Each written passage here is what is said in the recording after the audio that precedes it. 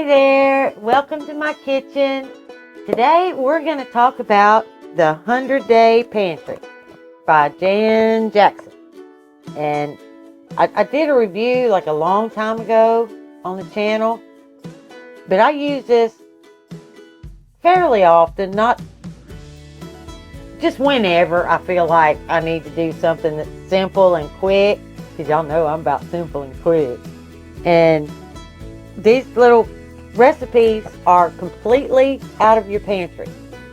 That's why it's called the 100-Day Pantry. You can go through here and every item is something that would be in a dry pantry. Not fridge, nothing like that. But they're adaptable to things in your fridge or, vegetables or whatever. And at the bottom, she'll say for everyday meals, then you follow the bottom direction. If it's a pantry meal, you follow the top. Well, I don't always follow the recipe to a T because some of them are like cream of chicken, cream of mushroom, and I don't buy cream of anything because they're so easy to make at home. And I have a video where I made homemade chicken velvet soup, which is basically a cream of chicken soup. So anywhere where she says cream of, I just make my own. Now, and Randy can link that wherever La La Land is. And he can also link, I made my own celery soup back in June when celery was cheap. I bought a whole box of celery and came home and canned it up to make my own cream of celery soup. And the way that worked is it already has chicken broth in it. It has my celery. It even has the onions in it for this recipe. So all I have to do is turn this into cream of celery soup and I can make dinner. Alright, now the easiest way for me to turn this celery soup into cream of celery soup is to get me a bigger jar, because this works out so much better than doing it in a bowl. Because if I try to do it in a bowl, I usually make a mess, and this does not make a mess. And I just use my emulsion blender and I open my jar, whoosh, and I pour it into the big one.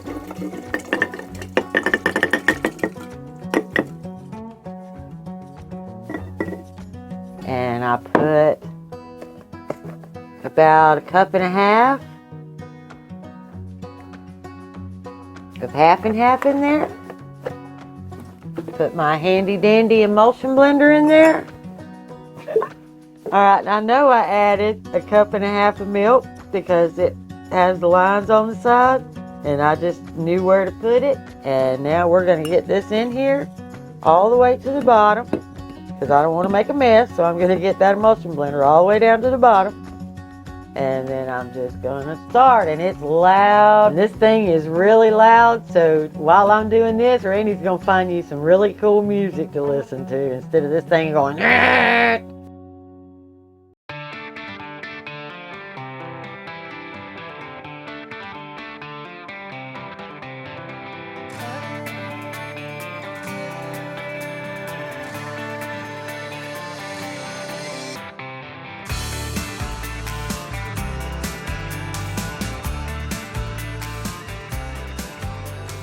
And you just emulsify it till it gets to the consistency that you like. I'm going to do it for another minute or two, because when I lifted it up, I had some potatoes and some celery that still need, so I'm going to keep right on working.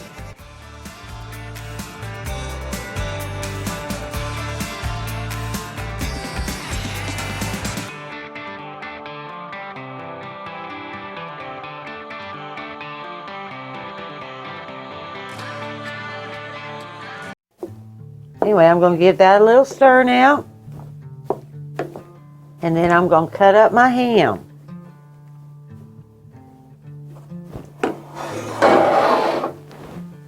Okay, for my ham, I'm going to slice this off. And then I'm just going to cut it in little squares.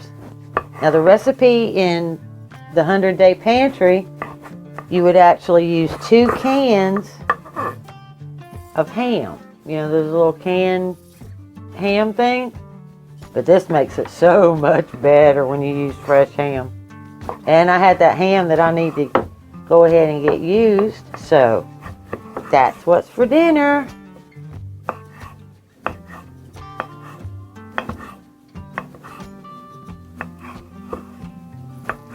And I still have enough ham for yet another meal. This was a great deal. It was like $12. And this would be my 4th meal out of here. Some of them I did videos for you guys. Randy can link them all up there somewhere. And I still have one left. Winner, winner. Okay, no reason to turn your stove on. I'm just putting it up there so you can see what I'm doing. And I'm going to add that ham. We're going to give that a little stir. And then we're going to put it in a baking pan.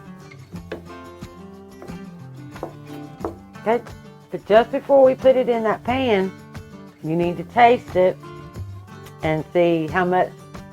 See, I'm eating, sorry. See if it needs salt and pepper.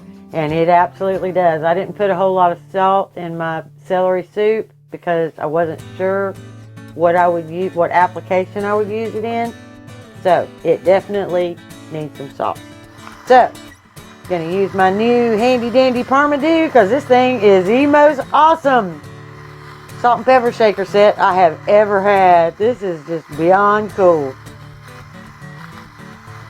Alright, we're going to call that good. And we're going to put some pepper in there.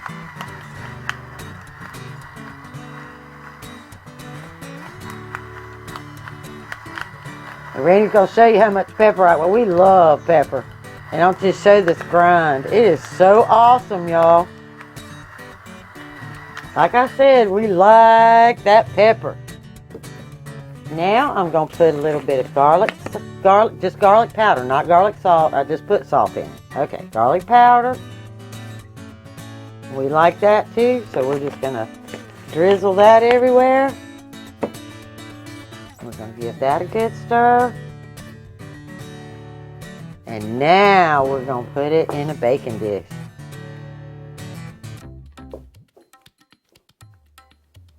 Okay, now what I want to do is put just a little bit of butter in the bottom of the pan and try to save on that rice sticking. I'm just going to use my fingers. Butter makes everything better anyway. You can use spray if you want to. But now all that's left is to pour it into our casserole dish. Spread that out. Smother it in cheese. We like lots of cheese too. And I know that looks soupy, but in 25 minutes, it won't be soupy anymore. It'll just be nice and creamy, cheesy.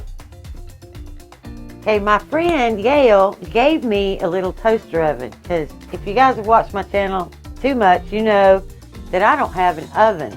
We bought a stove and the oven didn't work. So anyway, she says, "Oh, I have one. I'll just give it to you." And I'm like, "Oh, all right." So now I have a little oven. As long as my dishes will fit in there, I can show you how to make really good dinners in the oven. So what you're going to do with the ham and celery bake is put it in there at 350 degrees for 25 to 30 minutes. That's it. And then dinner is done.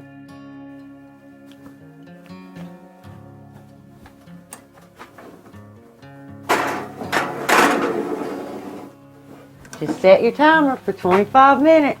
See you then.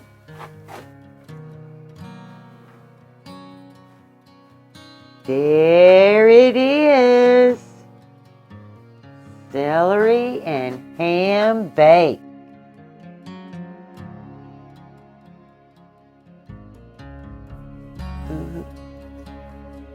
Oh, yeah. Yeah.